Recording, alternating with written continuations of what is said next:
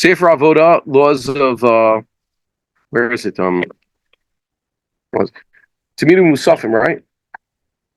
You guys know? Do you have the Rambams? Oh, he has a whole stack over there. You guys know about Temidin UMusafin? Well, what are you going to say? Yeah, what are they? Okay, they're kabbalas. Temidin means the things you do on a regular basis. Musafim are the extra ones. We were talking about keeping the fire going on in this Mizbeach. It's in the Temidin UMusafin, the second parak, the eighth halacha. The last thing we saw was that, according to the way the Rambam has it, the so-called tapuach was a pile of ashes that they kept in the middle of the altar for, I guess it made it look good. It showed you, look, see, this is what remains of all the sacrifices they offered. Especially on holidays, it was a large quantity of ash, so that they called it a tapuach. Even though, if you're dealing with something that's solid, that you could pile up, it doesn't make a nice round shape like an apple. It actually makes more of a pyramid shape. But they called this tapuach. And Ravad disagreed. Ravad said actually the tapuach was a stone structure built into the middle of the altar, on the roof of the altar, that upon which they put the ashes. So even when it didn't have ashes on there, there was this stone thing that was bulging out of the altar. And that was, I guess, even rather you could even call it tafuach, not tapuach, but tafuach, with the kamatz and no dot in the pay. Tafuach means swollen, right? Yeah. So that means the swollen part of the altar. I'm trying to put the Rambam on the screen for everybody. I'm not there. Hold on 1 second. It's the second parak. So you have to clean off one of the things they did every day was Truma Sadeshin. Truma Sadeshin. Anybody here ever do such a thing? No? No, on the screen. You're not a Kohen. Who's a Kohen? You sure you're a Kohen? Oh yeah, why not? Okay.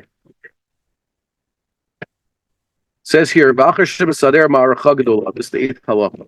after he would arrange the large large pile of wood. That's the Kohen. Every morning takes wood, piles it up. Why are they making a large fire of wood? To burn the korbanos, to burn a sheep, most of the sheep without the skin, and to burn other sacrifices. You need a large quantity of wood. Why can't you just light fire to the sheep? Because it's mostly made out of water. It's an animal, so you need a lot of wood going there. Okay. He then picks out some good fig wood. Teina's fig. Yeah, fig wood. Wait a minute. Rambam said previous to this that they're very careful not to take from, let's say, the best fruit trees. We definitely don't want to use what's it called? Wood from vines, grapevines, or from olive trees. But if you go out to the midbar, you could take off the extra branches. Sometimes it's better for firewood. You weren't supposed to cut down fruit tree. You're not supposed to. Yeah, cutting on the fruit tree means cutting at the bottom.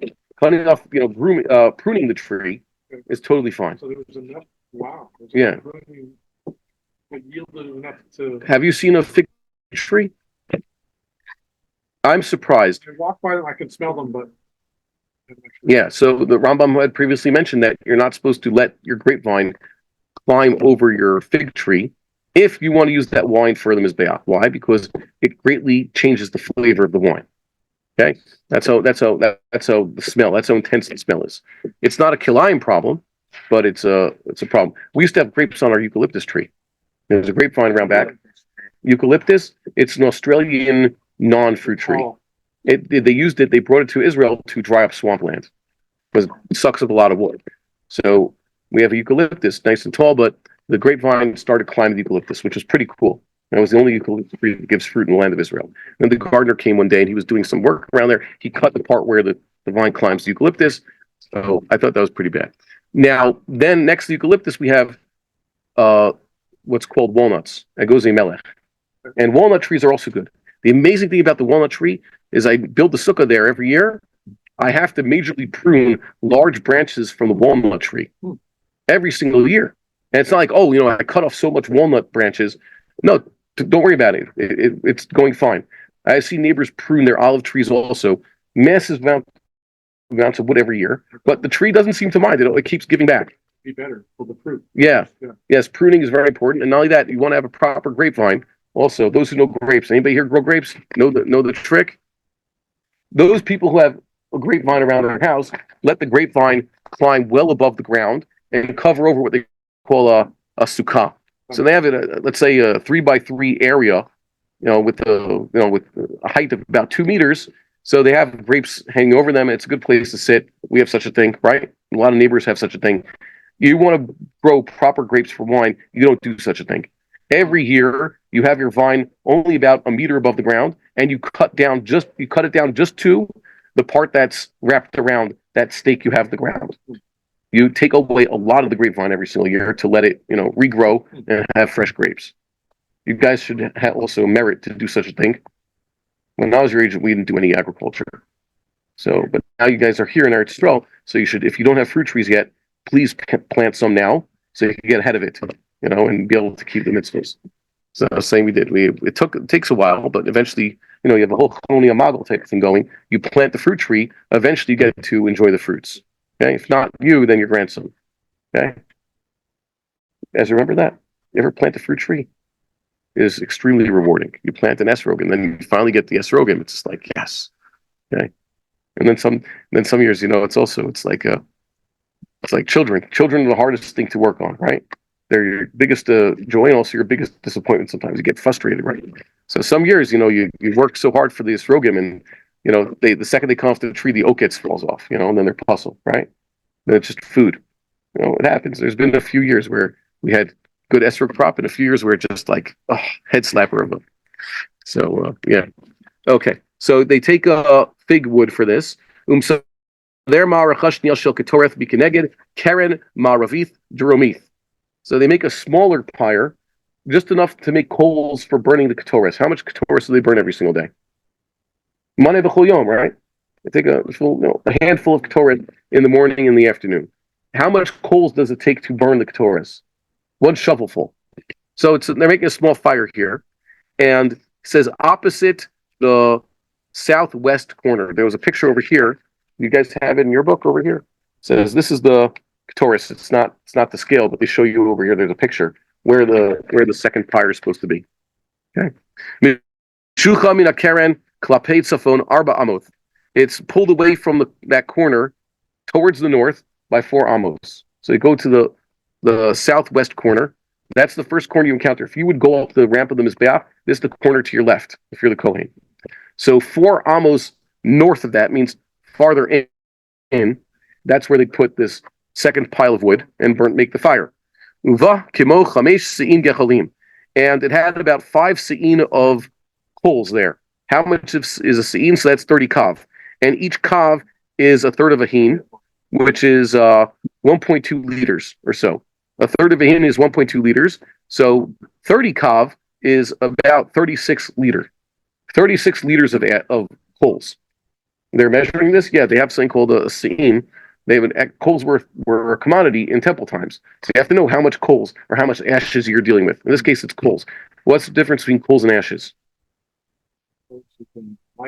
No, coals are actually on fire. Okay? They're also they're certain solid. They're like clumps. Okay? The Chazal considered coals basically solid fire.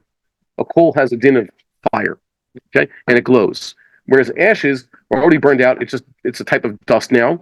It has no integrity to it, and it's not on fire. Okay? So that's what they had there.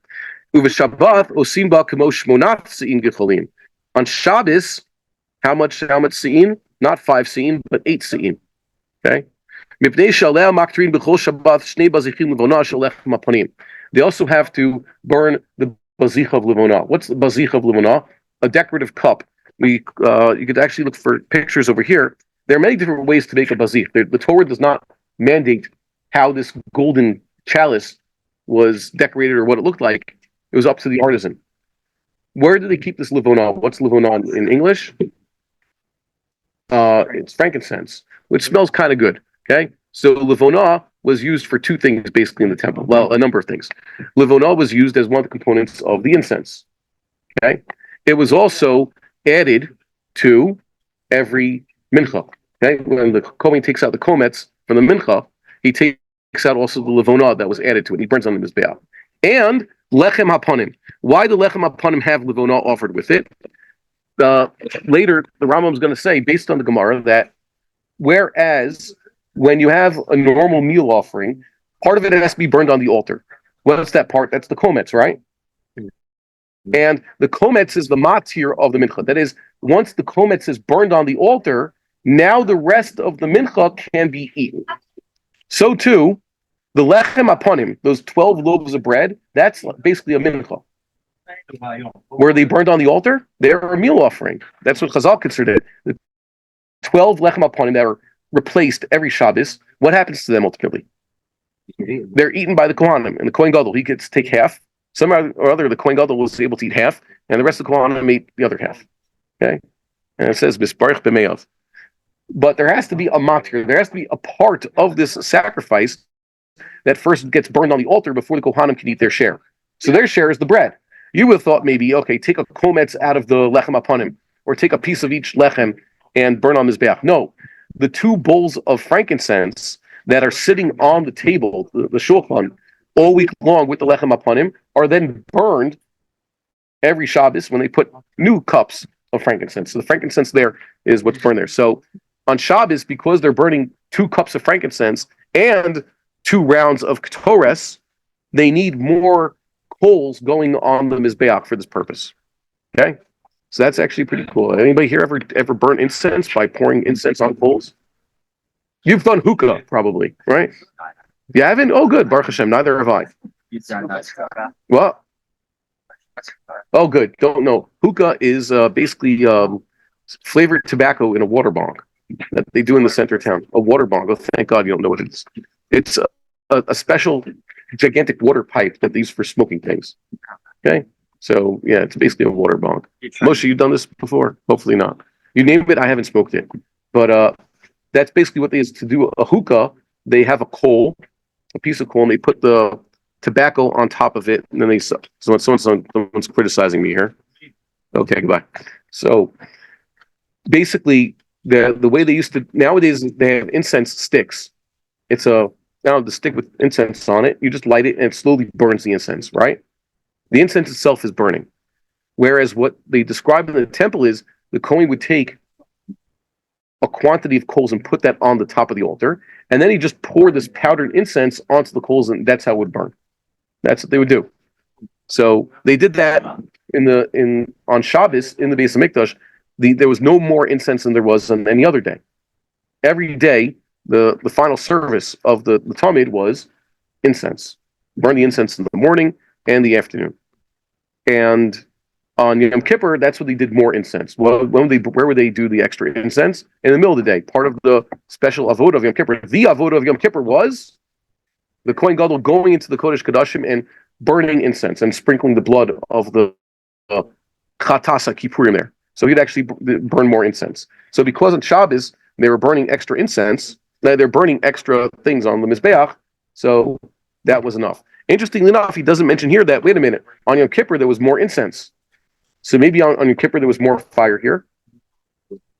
Apparently it wasn't so necessary, just a little bit more incense, one more handful of incense. It says, Melo Chofnav. How much does the Kohen Gadol take? Melo Chofnav. How much is that? Yeah, that much incense. So apparently that the 5 se'in of Yom Kippur covered the 3 doses of incense as opposed to the 2. But if Yom Kippur was Shabbos and they were burning the Bazichin, so then they would have apparently more coals. Next halacha. Ma'aracha shlishit shel kiyum ha'esh oseh ota b'chol makom sheyirtzeh mizbeach umatzit ba'at ha'esh. So this is basically Boy Scout style. There was another fire you could put anywhere else on the mizbeach, and you see on this picture over here, it's number gimel, this even smaller fire, just to keep the fire going. Somewhere there should be fire. So the Kohen would make that, basically a bonfire.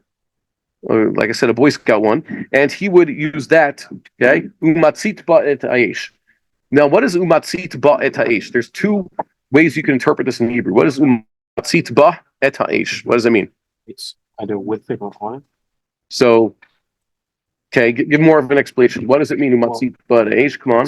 Ba sounds like he's using the thing itself to light. Yeah, so the 2 interpretations of this line mean either he uses this fire to light all the other fires. The Kohanim didn't exactly carry around matches or lighters in their pockets like we do nowadays, right? So if I want to start a fire, I would just use this thing, right? Would this be permissible in the temple? So some say yes. Why shouldn't you? It says the Kohanim, when they would burn the Temidin in the morning, says they would put fire on the manger.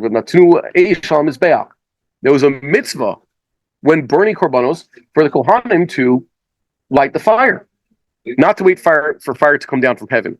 That was a rare thing. Normally, you have to light the fire. You take a torch or some other thing. You have to light the fire. So, matzit ba'et ha'esh means that he uses this small fire to light the other ones.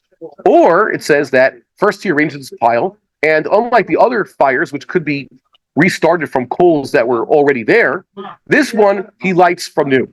And by the way, in the olden days, this is a skill that most men had to have. If you wanted to live, you had to know how to make yourself a fire, or you did not eat. Or you were very good at preserving the little bit of coal you had from yesterday's fire in order to start the next fire. By the way, can you do such a thing? Let's say you had a fireplace, your hearth in your kitchen. Is it that easy? You just put more wood in there and suddenly you just have more fire? What? There's maybe a little bit of coal there, you know? Well, you have to use like little sticks and blow. Yeah. So you have to know a little bit of Boy Scout, stuff in order to make a fire. So that's what it's teaching here. So I didn't see shot. Maybe you guys have shot there. Maybe Makbili says something here, but I didn't see. I saw two different interpretations of what the Rambam is saying here. Both are valid grammatically in Hebrew. Let's see the last bit of halacha.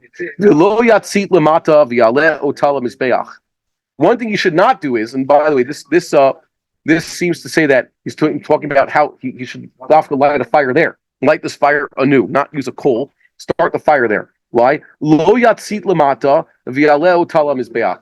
He should not start the fire, let's say on a torch, on a stick, on the floor of the temple courtyard before ascending the altar. Okay? Ella b'mizbeach atzmo matzitin. The fires are lit on top of the altar. Shneimar ve'esha mizbeach tu kadbo. Talk about the fire that's always burning on mizbeach, the mokedah. Eish alam mokedah says, use that fire. The fire should always be burning. It should be lit using that. Mikan latzata shelotia el berosho shel hamizbeach. Okay, so that only the lighting of all fires should be at the top of the altar. Well, like what's specifically that he lights the fire. Yeah, I'm saying there's still room a little bit there. Makbili says something interesting. I wrote myself here, but you guys can read it. Okay, he says Moriah says that this applies to all fires. Okay. Every single fire. How are you, Yosef? How are you doing? Thank God. You take some pizza? And the Rambam concludes with a mitzvah, Truma Sadeshin. There's a safer Truma Sadeshin, but it's not referring to this. That is, the Kohanim had to do a ceremonial removal of the ash. There's the initial removing of the ash, apparently, and then there's that's the ceremonial one, and then there's the basically clean up. Obviously, ash had to be removed from Mizbeach in large quantities. Why? Because if every bit of ash that was there stayed there forever, then there would be no room for more sacrifices. Yeah, it gets out of hand. So there were major removals of ash from Mizbeach. But that's not Truma Sadeshin. Truma Sadeshin is a ceremonial removal before the massive removal. He says, Harama Sadeshin, Me'al Mizbeach Choyom, mitzvah say.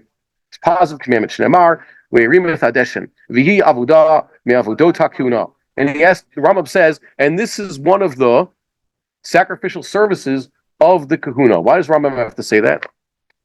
He says, what? It'd be an afkamina if it was big day kahuna. It would be an afkamina also if I could do it. Rambam said earlier that lighting the menorah, for example, is not an avoda. Shchita is not an avoda. Technically speaking, bring the wood to a certain point is not an avoda. So you could allow non-Kohanim to do it. And the Chiddush is that removing the ash, where you're saying, well, it's just removing the ash, it's not burning the sacrifice. Maybe I don't need a Kohen to do it. I'll let a Levi do it. Kamash Malan, no, it has to be done in official clothing by an official Kohen. There's a nafkamino. If something's an avoda, it has to be done right. Now, Al-Pi Kabbalah and other esoteric teachings, there's a lot to say about the fire always burning on this Mizbeach, right? What is it that Rabbi Nachman said? My fire will continue burning until the coming of the Messiah. What did he mean by that? Okay. There's this idea also that we have an air tamid, but that's reflecting the menorah. There are some people want an ish tamid also somewhere. Just like you're supposed to have a candle always burning in the temple. By the way, that wasn't their responsibility. Sometimes it went out. Right? The Rambam went out all the time, right? It was a miracle that the candle continued burning. But it's a commandment that you have to have a fire always burning on the altar. Right?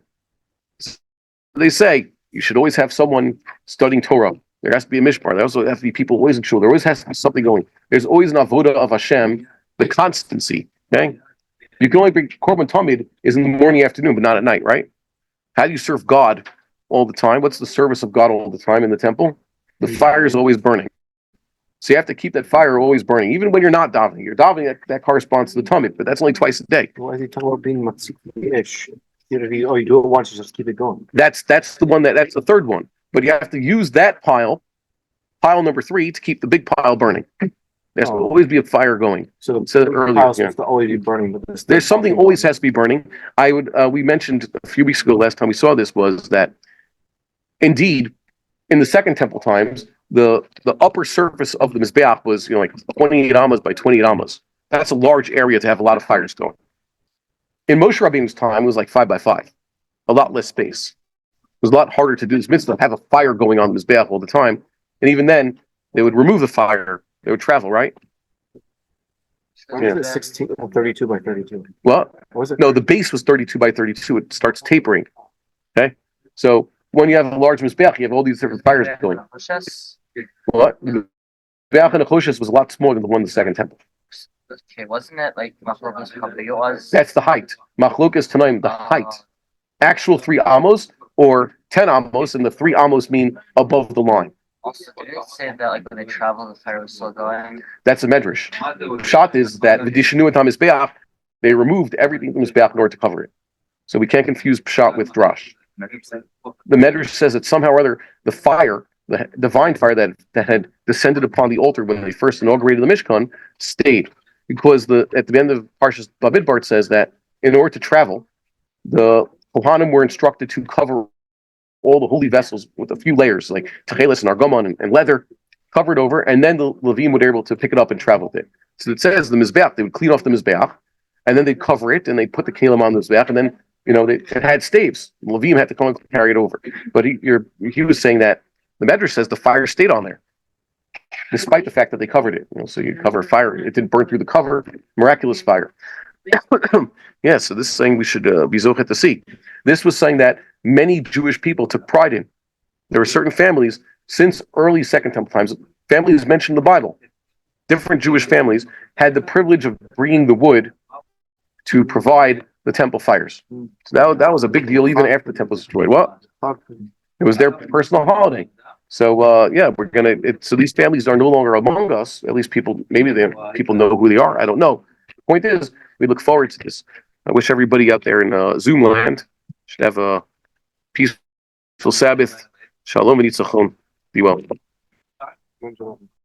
We would like to encourage our viewers to share these videos with friends and send in your responses. If you would like to obtain Birkon Nusach Eretz Yisrael or invite the rabbi for a speaking engagement, please email us at office@machonshilo.org.